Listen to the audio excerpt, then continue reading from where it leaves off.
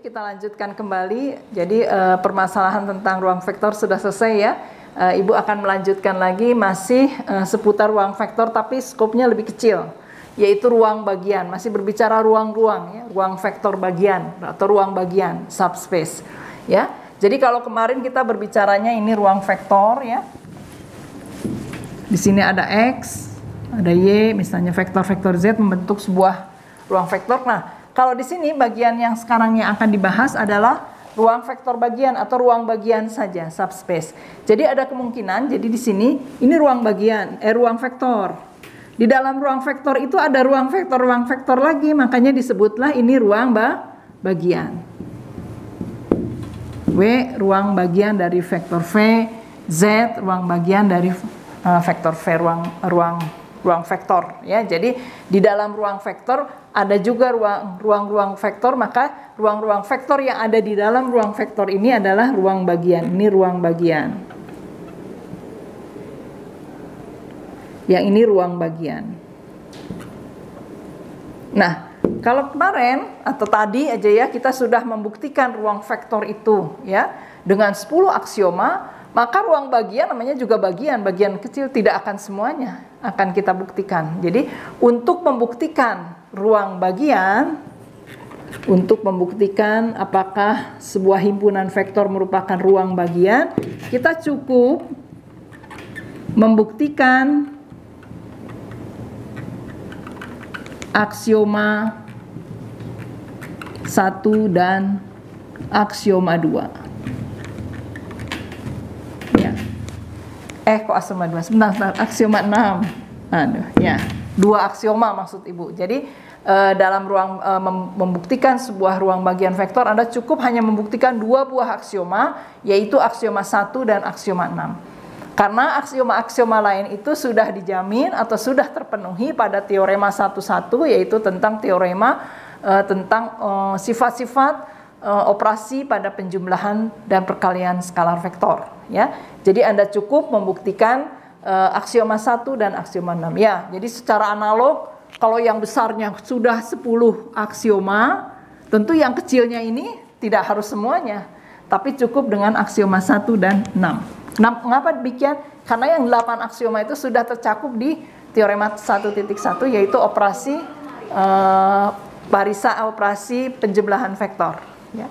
Nah, Anda bisa lihat definisi di halaman 45 ya, bahwa misalkan W adalah suatu himpunan bagian dari suatu ruang vektor V ya, dan W itu, katakan W ini ya, W ini bukan himpunan kosong,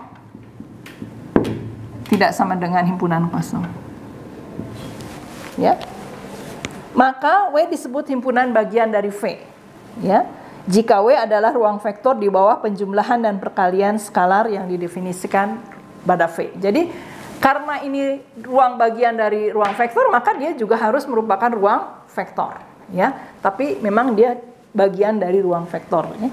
Nah, kita lihat halaman 46, di situ ada teorema ya. Nanti pembuktiannya sudah ada di sini, Anda tidak perlu membuktikan.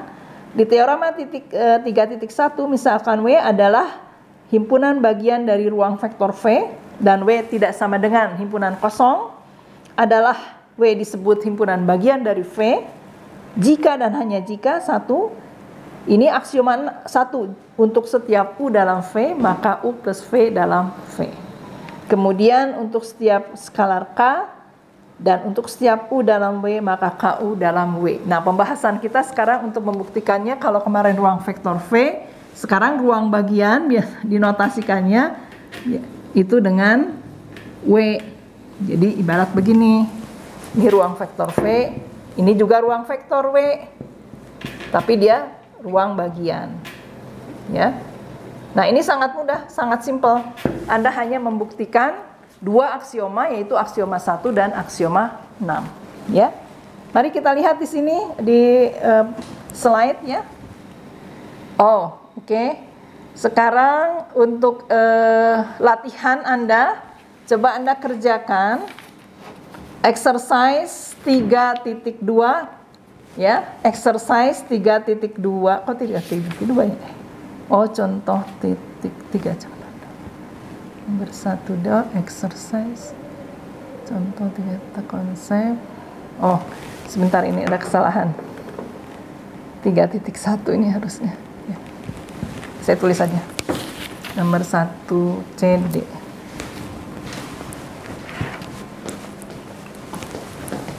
Coba Anda latihan exercise 3.1 ya, betul ya. Nomor 1C, 1D, dan 2D. Ya, silakan. Ya, dengan memperhatikan bahwa untuk membuktikan ruang bagian dari sebuah ruang vektor, Anda cukup membuktikan 2 aksioma, yaitu aksioma 1 dan aksioma 6. Ya, nanti akan kita bahas bersama. Ya, kita jeda dulu sejenak. Bismillahirrahmanirrahim. Kita lanjutkan kembali tentang subspace ya, ruang bagian. Tadi sekilas tentang apa itu ruang bagian sudah saya jelaskan, dan bagaimana membuktikan sebuah himpunan vektor itu dikatakan ruang bagian. Jadi kita hanya membuktikan 2 aksioma saja, cukup 2 aksioma saja, yaitu aksioma 1 dan aksioma 6. Karena aksioma lain sudah dijamin tadi oleh teorema 1.1 tentang sifat-sifat penjumlahan dan perkalian skalar ya.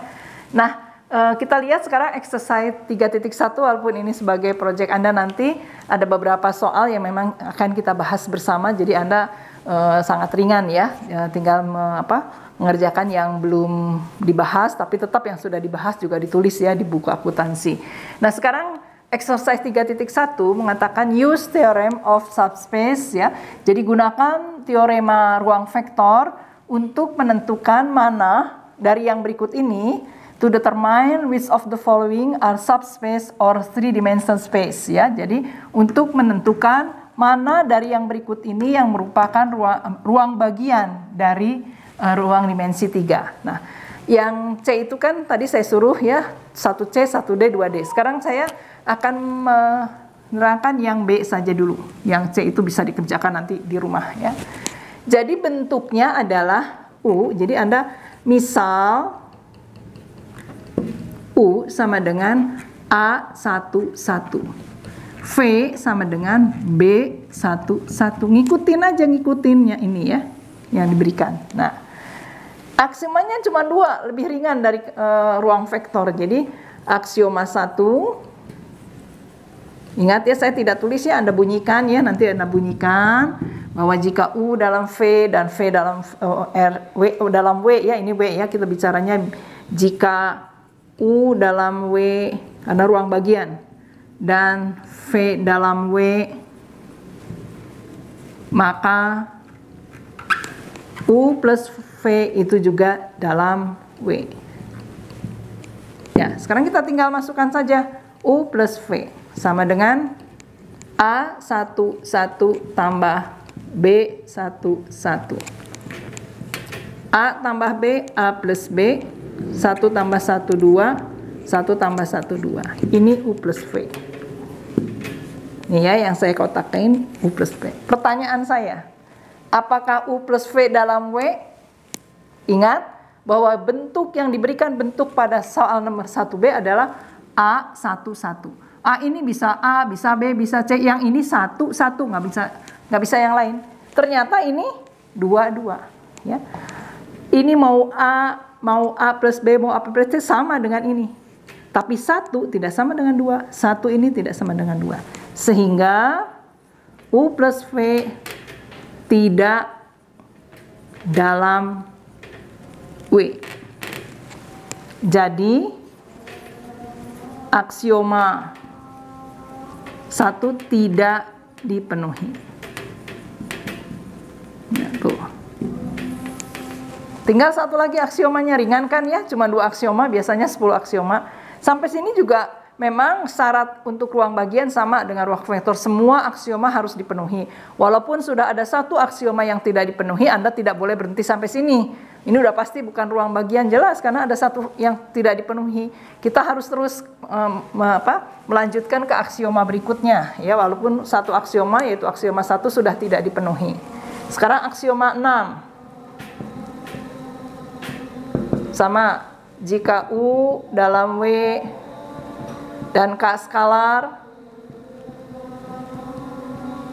maka KU dalam W, ya. K kali U.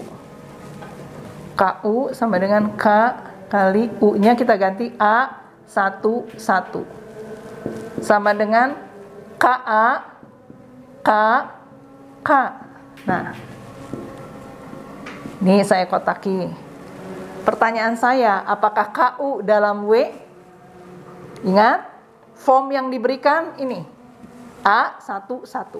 Ini sebenarnya sama dengan A juga bilangan, bukan sama bilangnya tapi sama-sama bilangan, sembarang bilangan real kali A. Ini juga bilangan. Tapi yang ini K, yang ini K, yang ini hanya 1. K ini bisa 1, bisa juga berapapun. Sehingga ini tidak sama, tidak dipenuhi. Sehingga KU tidak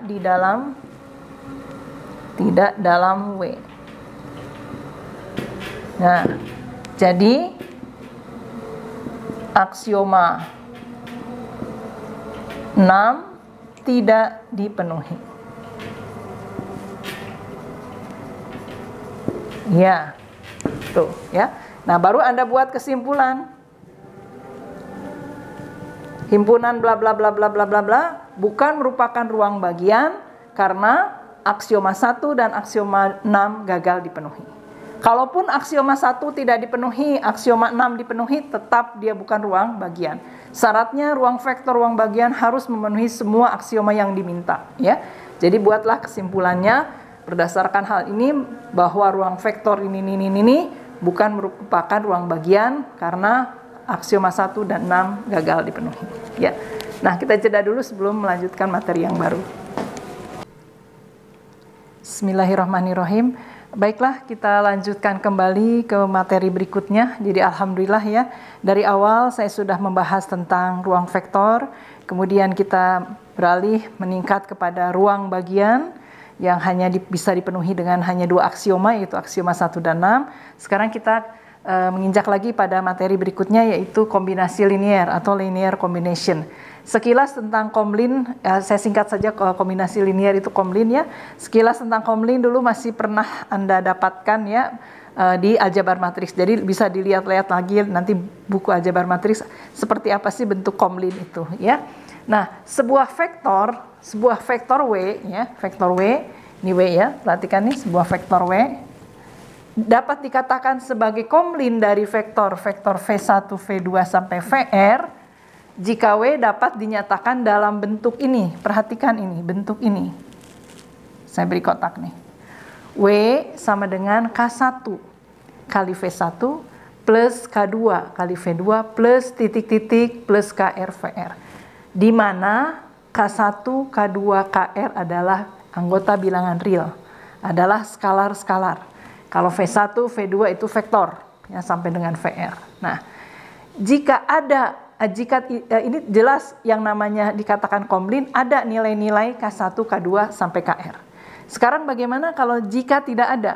Ya, jika tidak ada nilai-nilai K1, K2, KR yang anggota bilangan real, maka W bukan komlin dari vektor-vektor V1, V2, VR. Ya. Nah, kalau saya gambarkan seperti ini. Ini ruang vektor, ya, ruang vektor V besar. Di dalam ruang vektor V ada himpunan S yang memiliki anggota V1, V2 sampai VR. Masih di ruang vektor V juga ada vektor W, tapi dia bukan di dalam himpunan S. Nah, W bisa dikatakan sebagai komlin dari V1, V2 terus sampai VR bila bisa dinyatakan seperti ini. Dengan ada nilai-nilai K1, K2 sampai KR ya. Nah, supaya lebih jelasnya kalian bisa lihat contoh 3.5 ya, saya tulis juga di situ. Tinjaulah vektor-vektor, ada vektor U, ini komponennya, vektor V, ini komponen di R3 ya. Perlihatkanlah bahwa W yang memiliki komponen ini adalah komlin, kombinasi linier dari vektor-vektor U dan V. Ya. Nah, kalau digambarkan seperti inilah kira-kiranya ya. Ini nanti kalau dalam pengerjaan soal boleh digambar, boleh tidak. Ini ada vektor V. Ini ada vektor S. S itu memiliki anggotanya U dan V yang ini. Ya. Ini W di sini. Nah, agar W, sekali lagi Anda harus lengkap menulisnya ya. Agar W merupakan komlin. W ini merupakan komlin dari vektor U dan V, maka haruslah ada nilai-nilai K1 dan K2.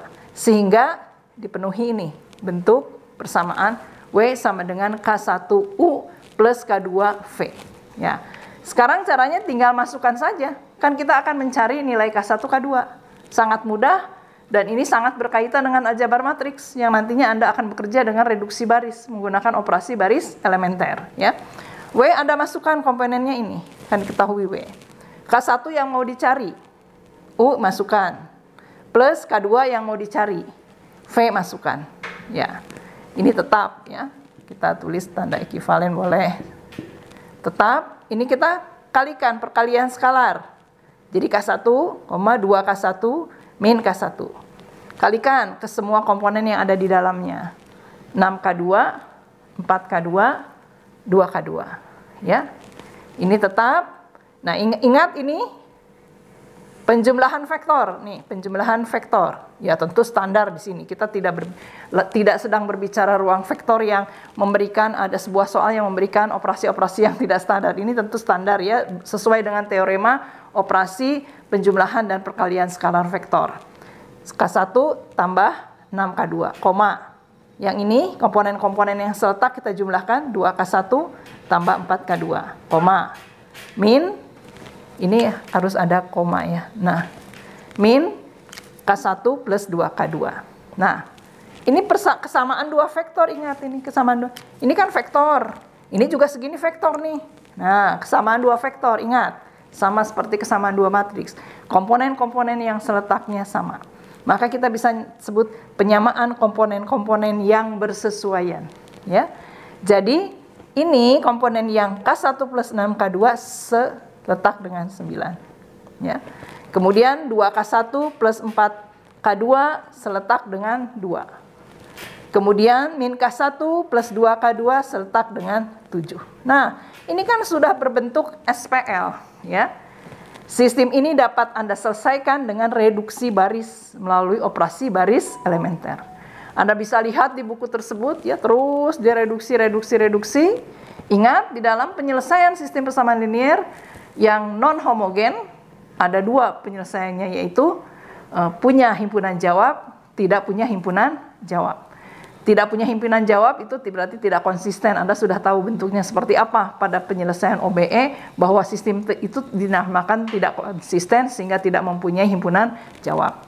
Ternyata ini SPL ini setelah dilakukan dengan reduksi baris, operasi baris elementer, mendapatkan nilai K1 sama dengan min 3, K2 sama dengan 2. Nah, ingat, kembali lagi ke sini. Ya, sebuah vektor W dikatakan kombinasi linier dari vektor V1, V2 atau U, V, W dan seterusnya jika dapat dinyatakan dalam bentuk ini dan dengan K1, K2 anggota bilangan real. Jadi ada nilainya, ternyata ada nilainya. Berarti W itu bisa dinyatakan sebagai komlin dari vektor U dan V. Tentu kita ingin bertanya, bentuk komlinnya seperti apa? Ini bentuk komlinnya. Nah, bentuk komlinnya ya, kan W itu kan tadi dinyatakan ini K1 U plus K2 V.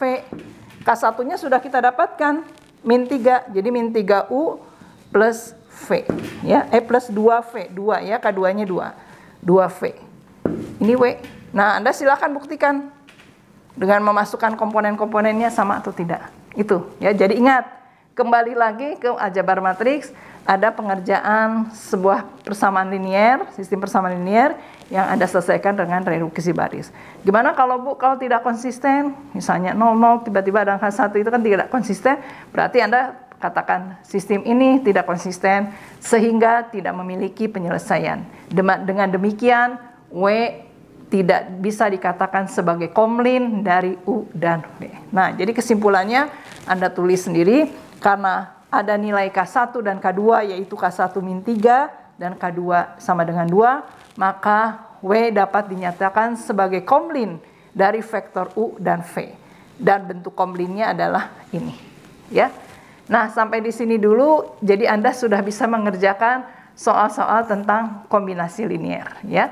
Di minggu depan seperti biasa sebelum saya melanjut lagi ke materi yang baru, tentu akan saya ulas kembali. Dan untuk materi ini silakan Anda pelajari buku, pelajari materi-materi yang saya sampaikan, ya. Terima kasih atas segala perhatiannya. Mohon maaf apabila ada kata-kata yang kurang berkenan atau misalnya ada hal-hal yang ingin Anda tanyakan, silakan. Mungkin saja saya dalam penyampaiannya ada kesleo, salah ucap yang harusnya sama dengan, tidak sama dengan, silakan aja Anda boleh memberikan masukan ke saya demi perbaikan perkuliahan aljabar linear ini. Terima kasih atas segala perhatiannya. Wassalamualaikum warahmatullahi wabarakatuh.